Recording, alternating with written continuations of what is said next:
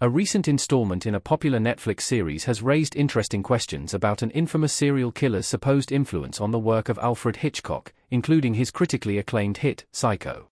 The idea of there being a connection between the two was addressed directly in Netflix's crime anthology series, Monster: The Ed Gein Story. In the second episode of Monster's Ed Gein saga, the show tells a story where the master of suspense speaks to the future villain actor of Pisco, Anthony Perkins, about Ed Gein, and essentially uses the serial killer as a blueprint for the character of Norman Bates.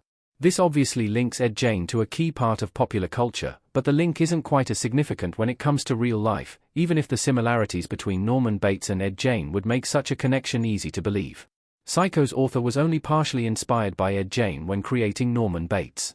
The 1959 Robert Bloch novel that the 1960 Hitchcock classic is based on does reference Gein, and therefore acknowledge the connection, by making note of that fellow in Wisconsin, but comments from the author significantly downplay his influence on the Norman Bates character. It would seem that the concept behind Psycho came about a response to some of the earlier reporting on Gein, whose crimes were committed not far from where Bloch had lived. During an interview with David J. Schlow at the 1991 World Horror Convention, Bloch claimed that only the circumstances were relevant to the thought process he went through creating Bates. In other words, Gein living in a small community and managing to commit murders without people becoming wise to him was really the extent of the influence he had on Bates. That's because the story was mostly written before Robert Bloch had become aware of the details of Ed Gein's crimes. He clarified that he did not use Ed Gein as a basis for Norman Bates at all. He pointed out that at the time, much of what was established about Gein's activities and background that had drawn comparisons to Bates were not considered fact when he first came up with the story. What's more, the true story of Ed Gein didn't really match with what he wanted to do anyway, considering that much of Bates' story, such as the motel, differed from what is known about Gein today.